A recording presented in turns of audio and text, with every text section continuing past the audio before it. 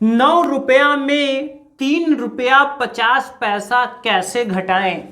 जी हाँ फ्रेंड्स, आज के इस वीडियो में हम लोग ये तो सीखेंगे ही, प्लस इसके साथ साथ हम लोग कुछ ऐसे क्वेश्चंस का और क्वेश्चंस को प्रैक्टिस भी करेंगे।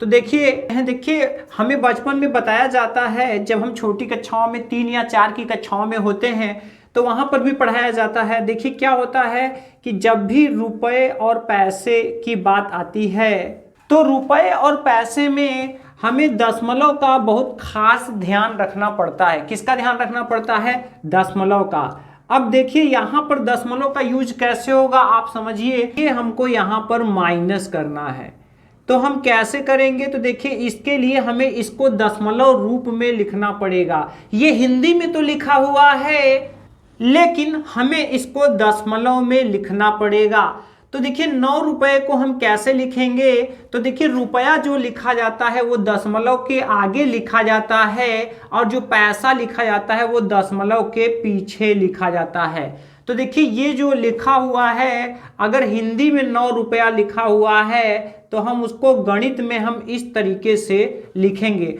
9.00। अब यहाँ पर देखिए 3 रुपये 50 पैसा है। अब इसमें रुपया भी है और पैसा भी है, तो 3 रुपया 50 पैसा हम कैसे लिखेंगे? ये तो हिंदी में हो गया, लेकिन हम इसको गणित में ऐसे लिखेंगे 3.50। तो देखिए दशमलव क्या होता है? रुपए पैसे को अलग करता है। इस तरह से यहां पर हम लिख सकते हैं 9.00, यानी कि 9 रुपया पूरा है और पैसे में कुछ नहीं कहा गया है। अब यहाँ पर 3 रुपये 50 पैसे जो है, तो 3 रुपया को हम दशमलव के आगे लिखेंगे और 50 पैसा दशमलव के पीछे लिखेंगे। अब अगर हम चाहें तो हम इसको घटा सकते हैं, माइनस कर सकते हैं, जैसे हम लोग पहले की कक्षाओं में करते हैं। देखिए यहाँ 0 में से 0 गया 0, अब यहाँ पर नहीं जाएगा तो यहाँ से 1 हम हासिल लेंगे, यहाँ हो जाएंगे 10, 10 में से 5 गया, यहाँ हो जाएंगे 5, दशमलव के नीचे हम दशमलव उतार देंगे। अब चूंकि यहाँ से 1 हासिल चला गया था तो यहाँ 8 बचा है, 8 में से 3 जाएगा, बचेगा 5। तो इस तरह से ये आएंगे कितने? यहाँ पर जो इसका आंसर आएगा 5.50 रुपए, जिसको कि अगर आप हिंदी में कहना चाहें तो आप कह सकते हैं 5 रुपया 50 पैसा। तो देखा आपने कितने आसानी से हो गया। बस आपको ये पता होना चाहिए कि रुपए जो रहेगा दशमलव के आगे लिखा जाएगा और पैसे कहाँ लिखा जाएगा? दशमलव के पीछे। चलिए ये तो क्वेश्चन नंबर 1 हो गया। एक दो और क्वेश्चन हम इस पर लेकर कर लेते हैं। तो देखिए अब जैसा कि हम लोग यहाँ पर जान चुके हैं रुपए और पैसे में लिखना, तो अब देखिए 13 रुपया में से हमें घटाना है कितना? 4 रुपया 25 पैसा। तो चलिए देखते हैं इसको अगर हम लिखना चाहें तो हम कैसे लिखेंगे। हम इसको लिखेंगे 13.00। अगर रुपए पैसे वाली बात होती है तो हम दशमलव के 2 अंक तक लेते हैं, और ये पैसे होता है दशमलव के बाद और रुपए होता है, यहाँ रुपए होता है और इधर दशमलव के 2 अंक तक पैसे होता है। तो यहाँ पर देखिए ये हो गए हैं। अब 4 रुपये 25 पैसे को हम कैसे लिखेंगे? हम इसको लिखेंगे 4.25। अब देखिए दोनों में दशमलव लग चुके हैं, अब हमको इसको माइनस करना है। तो चलिए हम लोग यहाँ पर कर लेते हैं। तो देखिए हम यहाँ 13 रुपये में 4 रुपये 25 पैसे हम घटा देंगे, यानी कि माइनस कर देंगे।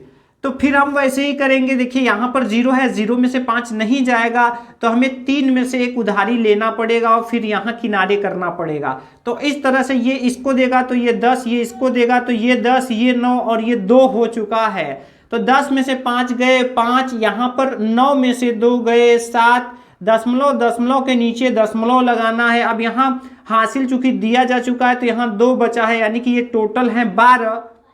12 में से 4 जाएंगे तो यहाँ पर 8 बचेंगे। तो ये इतने रुपए आएंगे, मतलब कि 13 रुपया में 4 रुपया 25 पैसा अगर हम घटाएंगे तो हमें मिलेंगे 8 रुपये 75 पैसे। इसी तरह से यहाँ पर देखिए, यहाँ पर जस्ट अपोजिट है। यहाँ पर रुपया पैसा आगे है और सिर्फ रुपया क्या है? पीछे है। तो अगर हम सिर्फ इतना को अगर हम लिखना चाहें तो हम इसको क्या लिखेंगे, 25 रुपया है यानी पूरा पूरा रुपया। अब 75 पैसा है तो ये 75 को हम दशमलव के बाद लिखेंगे। तो इस तरह से हो गया। अब यहां पर देखिए ये जो 9 रुपया है, ये 9 रुपए को अगर हम लिखेंगे तो क्या लिखेंगे, 9.00 रुपए। अब देखिए इसमें से हमें इसको माइनस करना है, तो चलिए नीचे नहीं हम यहीं पर कर दे रहे हैं इस क्वेश्चन को भी। तो देखिए 25 रुपया 75 पैसा में से हमें घटाना है, तो हम इसको 25 रुपया और 75 पैसा ऊपर लिखेंगे। इसके बाद यहां पर 9 रुपया को हम कहां लिखेंगे, इसके नीचे लिखेंगे और यहां पर माइनस कर देंगे। तो जब हम यहां पर इसको माइनस करेंगे तो यहां पर देखिए 5 में से 0 गए 5, 7 में से 0 गए 7, 0 मतलब कुछ नहीं, तो पूरा पूरा वही बचेगा। अब यहां पर देखिए 25 में से 9 जाएंगे तो कितने बचेंगे, तो देखिए 25 में से 5 चला गया तो 20, अब 20 में से 4 चला गया तो 16, यानी 16 रुपए यहां पर बचेंगे। तो इस तरह से अगर हम इसको कहें तो हम कहेंगे 16 रुपए 75 पैसे बचेंगे अगर हम 25 रुपए 75 पैसे में से 9 रुपए घटाएंगे। कुल मिलाकर के दशमलव को हमें ध्यान रखना पड़ेगा कि दशमलव के आगे पूरा पूरा रुपए होगा और दशमलव के पीछे पैसे होगा।